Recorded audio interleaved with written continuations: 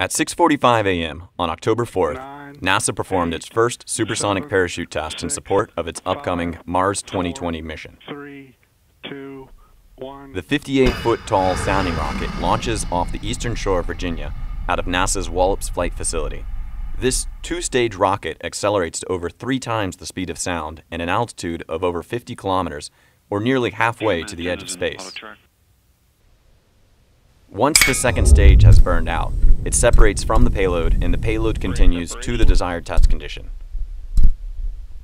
On board is a new payload designed to test parachutes in a low-density environment and at supersonic conditions analogous to what NASA's Mars 2020 mission, America's next Mars rover, would encounter as it comes through the Martian atmosphere. As the payload dives back into the atmosphere, the roar of the oncoming wind becomes more audible.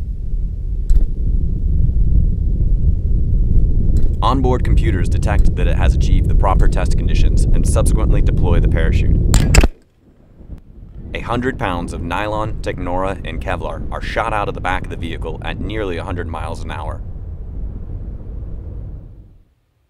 In slow motion, and video originally shot at 1,000 frames per second, but played back here at 30 frames per second, we see the initial suspension lines deploying out of the pack and taking the parachute backwards, where it will ultimately inflate in nearly half a second.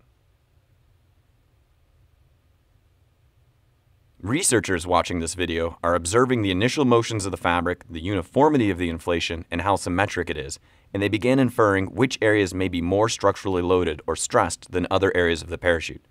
Every frame will be examined closely to look for signs of damage in any of the stitching used to hold the canopy together.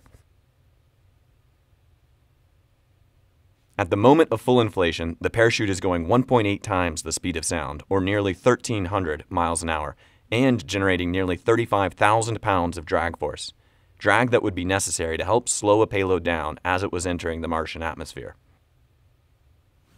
This was the first of several tests in support of NASA's Mars 2020 mission. The data obtained during these tests are critical for better understanding the environment and dynamics of a supersonic parachute inflation at Mars.